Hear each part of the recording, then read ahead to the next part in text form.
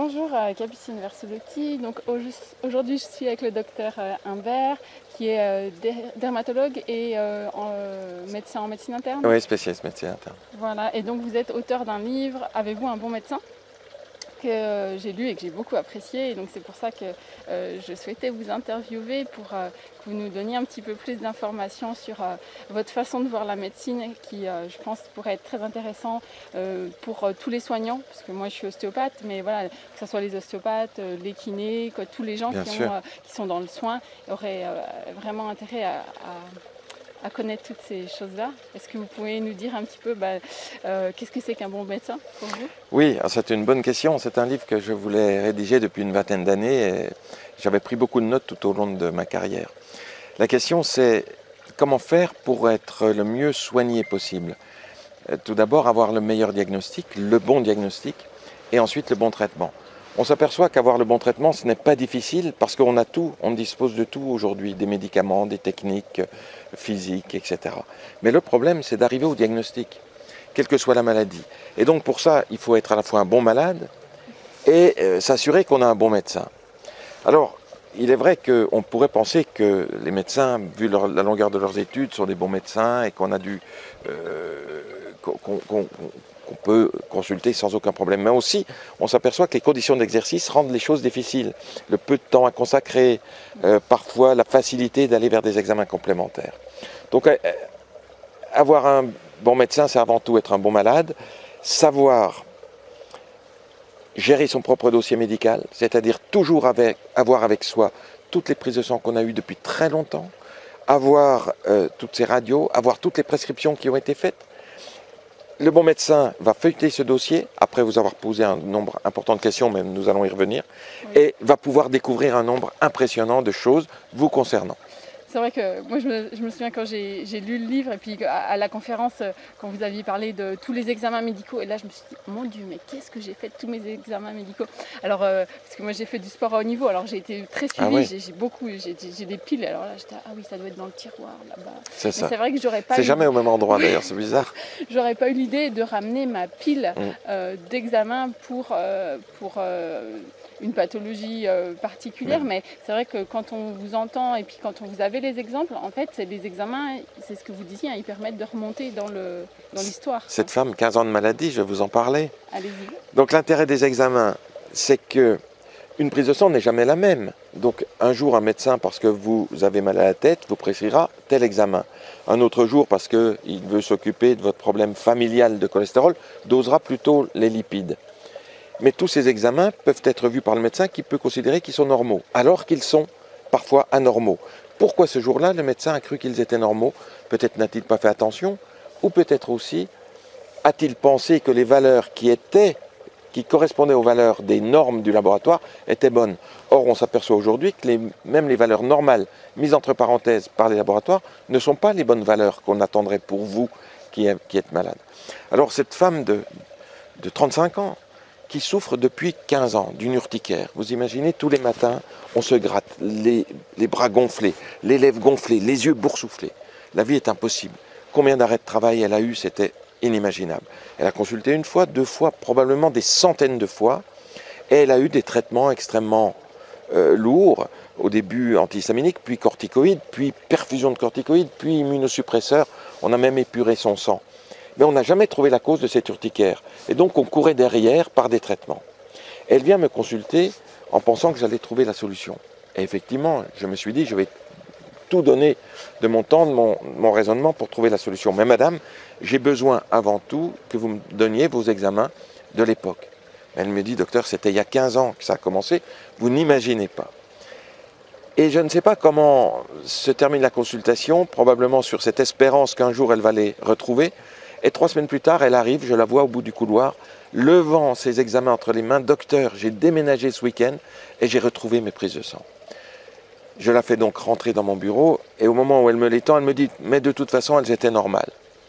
Et en fait, je lui dis « non, laissez-moi voir, je ne pense pas qu'elles soient normales puisque si c'était les prises de sang au moment où vous avez déclenché cette maladie, cette urticaire, il doit y avoir des anomalies ».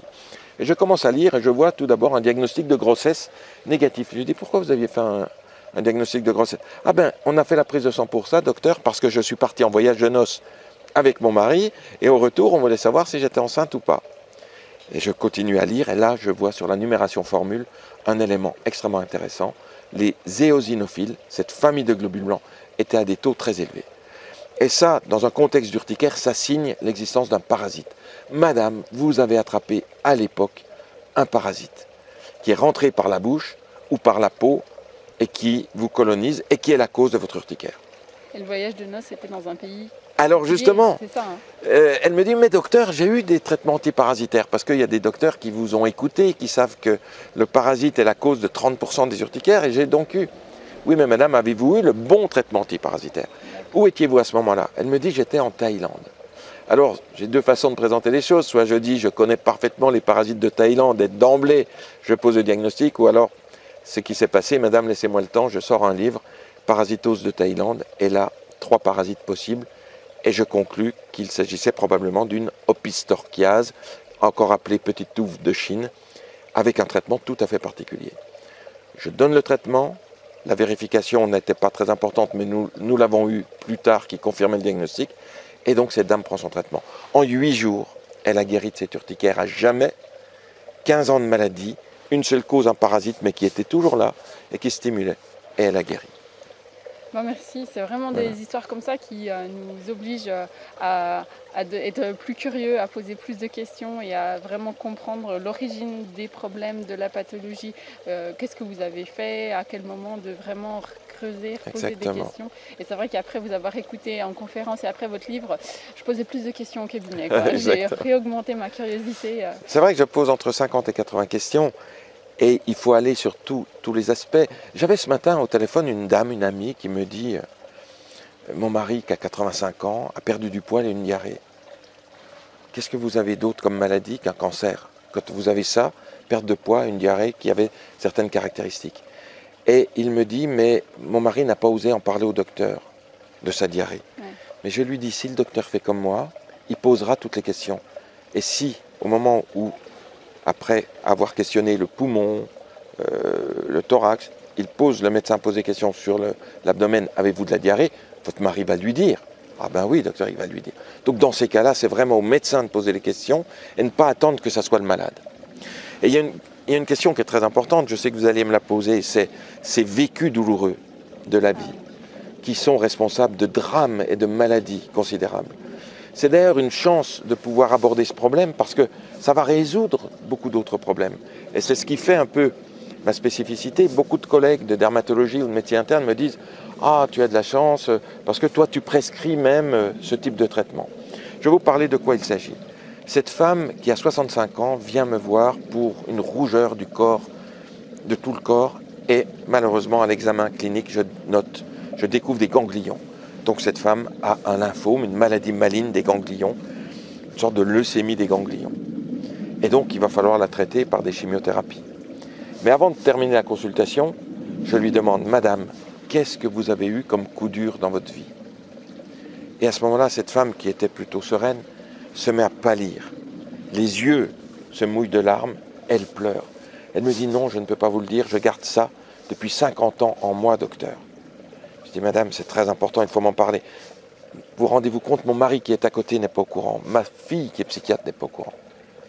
Et donc je me tais, tous les étudiants, les internes qui étaient à côté de moi baissent la tête, tendent l'oreille et se disent, on va écouter ce que cette dame va nous dire. Et cette dame, tout d'un coup, nous dit, docteur, c'était quand j'avais 14 ans. Mon père me dit, tu sais pas, on va aller à Paris pendant les vacances de Pâques. Oh, j'étais très contente. Enfin, Paris, toutes mes copines étaient allées à Paris à Noël, moi j'avais jamais vu Paris. Dis papa, on ira voir la Tour Eiffel, bien sûr, on ira voir l'Arc de Triomphe, mais on ira à Paris, je te dis, on verra tout ce que tu veux. Et nous partons à Paris, docteur, j'étais très heureuse. Et arrivé à Paris, mon père m'amène à l'hôtel. Et là, gros silence, tout le monde a compris ce qui s'est passé dans cet hôtel, elle avec son père tout seul. Et ça a été le drame de sa vie. Et elle me dit, depuis cette date, docteur, je dois téléphoner à mon père qui est toujours vivant, il a 90 ans aujourd'hui, pour prendre de ses nouvelles. J'ai tous les jours la gorge serrée.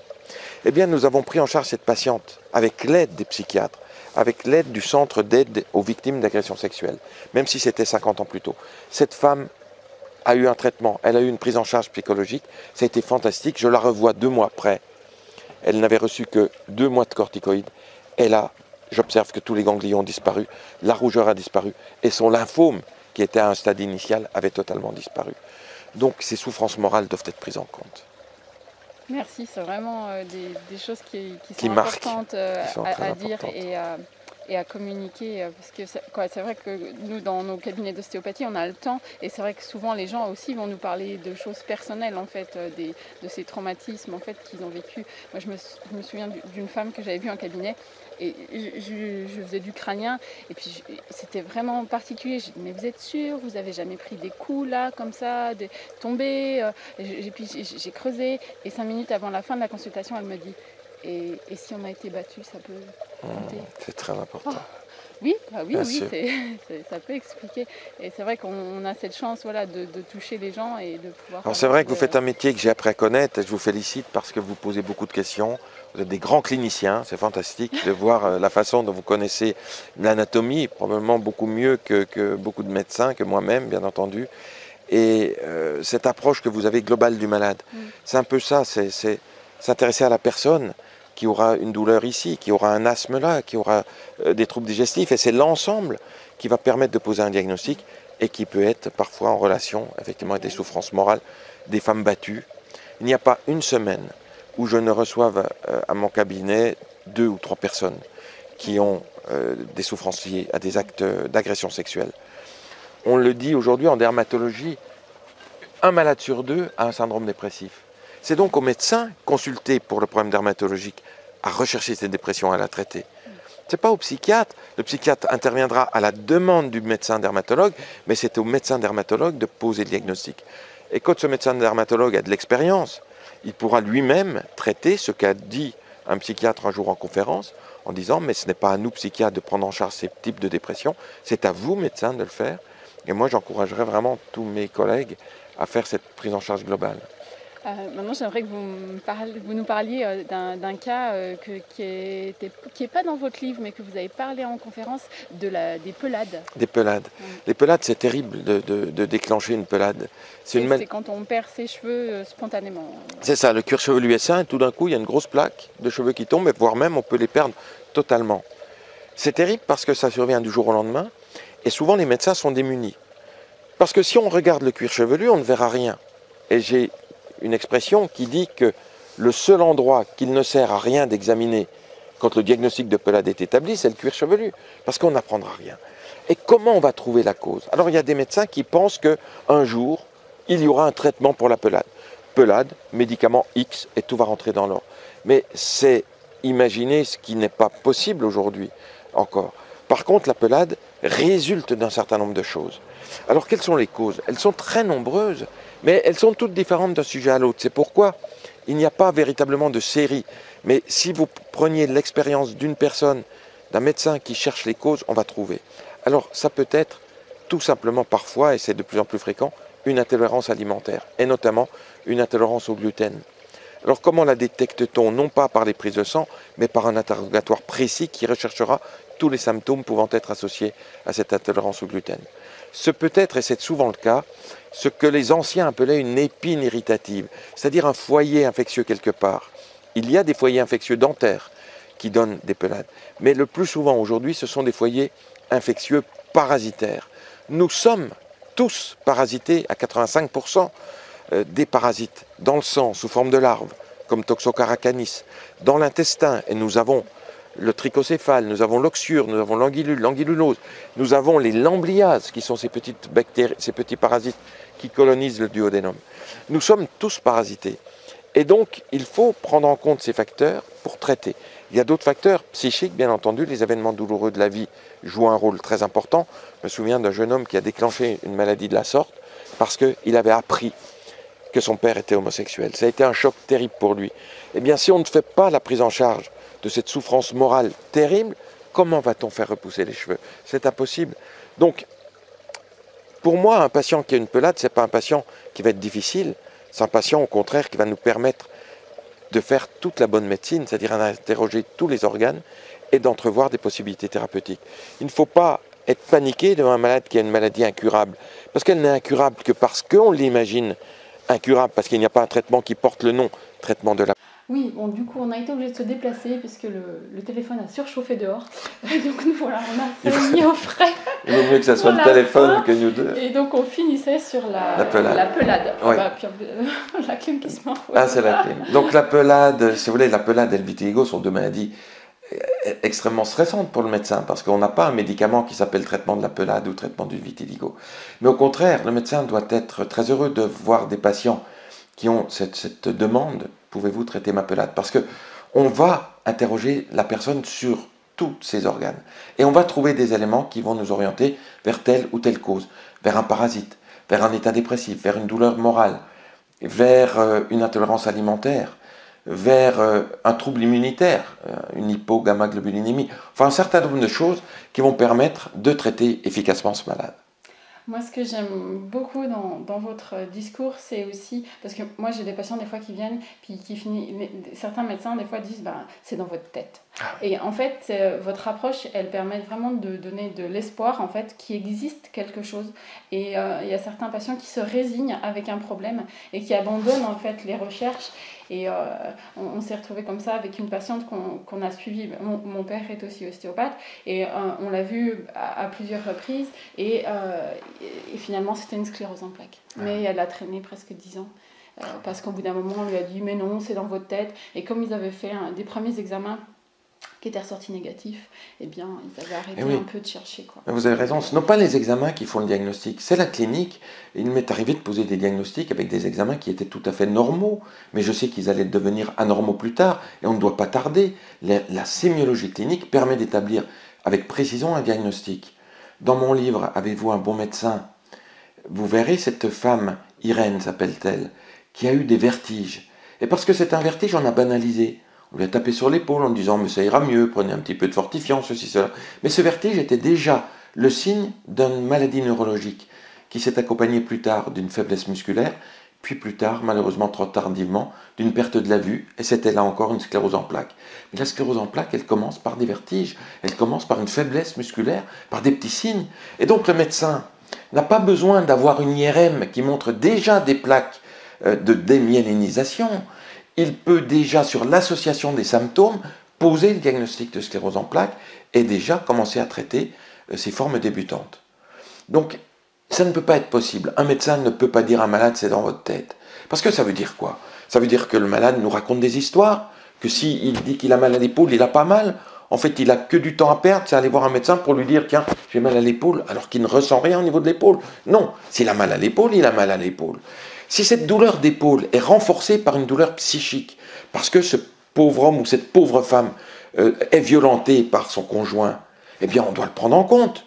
Et on traitera en même temps les raisons de cette douleur de l'épaule. Mais il n'y a aucune raison. Chaque fois qu'un médecin dit à un malade « c'est dans votre tête », c'est soit une maladie organique qui va se révéler plus tard et malheureusement trop tardivement, et le malade risque d'en mourir, ou alors c'est un véritable état dépressif qu'il est du devoir du médecin de diagnostiquer et de traiter. Le « c'est dans votre tête » n'existe pas. Regardez cette histoire de cet homme de 35 ans, malheureusement qui est mort, qui était quelqu'un de ma parenté, qui a eu de la diarrhée. Eh bien parce que cette diarrhée a été explorée, parce qu'on a mis des tuyaux par le haut, par le bas, et qu'on n'a pas trouvé de signes digestifs, on a dit, monsieur, votre diarrhée, vous la fabulez, c'est dans votre tête. Et puis un jour, un kinésithérapeute qui intervient parce qu'il a mal au cou, trouve une tumeur ici, pierreuse. C'était un cancer de la thyroïde. Ben oui, quand on est médecin, on sait que la diarrhée ne vient pas seulement du tube digestif, mais peut venir d'autres organes. Et là, c'était la thyroïde.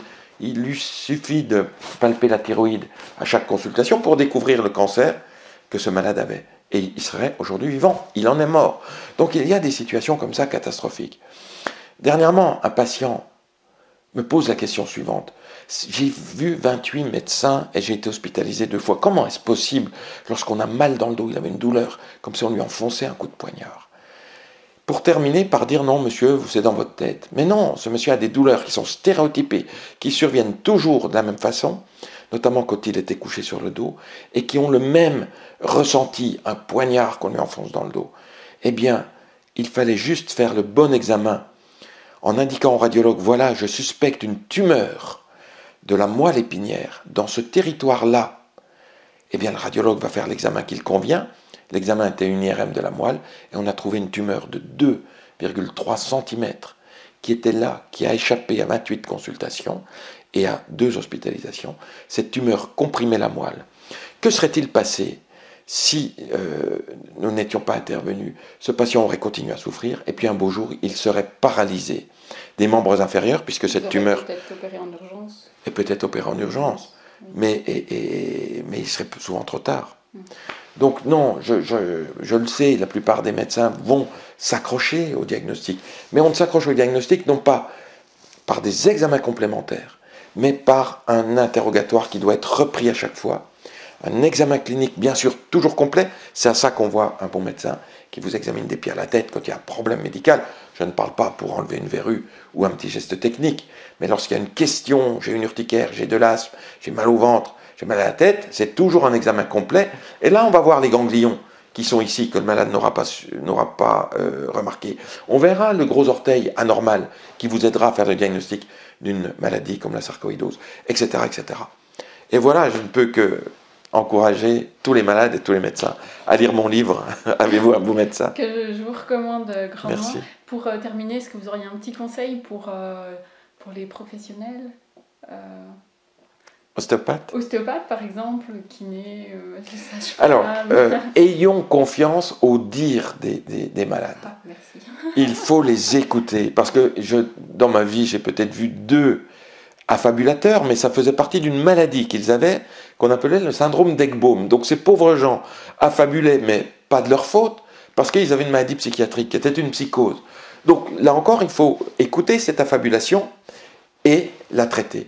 Mais écoutons les malades. Et lorsque le malade a beaucoup parlé, posons toutes les questions. Moi, je vais vous donner un truc. Comment je fais mes 80 questions? Parce qu'on me dit, c'est pas possible. Si, c'est possible en un quart d'heure. Je commence par le haut des cheveux, je termine par le bout des orteils. Et j'interroge. Avez-vous perdu vos cheveux? Avez-vous mal à la tête? Quel problème aux yeux avez-vous eu? On passe par les sinus, par les dents, par la thyroïde, par le poumon. Avez-vous de l'asthme? Etc. Et on pose toutes ces questions et on va trouver des réponses. Un enfant ou une personne qui a eu de l'asthme dans l'enfance, qui n'a plus d'asthme aujourd'hui, c'est une information très importante pour démontrer qu'il a une allergie alimentaire. Parce que l'asthme d'effort est lié à l'allergie alimentaire. Donc tout simplement cela. Et puis, la façon de poser les questions. Je me suis amusé l'autre jour avec une interne qui est à mes côtés, une brillante interne, qui me voit faire et à la fin je lui dis « Demande à cette jeune fille la dernière question qu'il faut ». Et l'interne lui dit « Vous n'avez pas eu de coup dur dans votre vie ?» Et la jeune fille lui dit « Non, docteur ». Et à ce moment-là, je reprends, je dis « Vous permettez, on va faire comme un film, on reprend tout à zéro et on va poser la question différemment ». Et l'interne se met à rougir et dit « Ah oui, c'est vrai, j'ai mal posé la question ». Parce que si vous dites « Vous n'avez pas eu », le malade vous dira non. Et donc, je repose la question « Mademoiselle, qu'est-ce que vous avez eu comme coup dur dans votre vie ?» Et à ce moment-là, cette jeune fille chez qui je venais de diagnostiquer une maladie de Crohn devant une aphthose chronique, des aphtes chroniques, me dit, les larmes aux yeux, « Docteur, j'ai été violée à l'âge de 7 ans par mon oncle.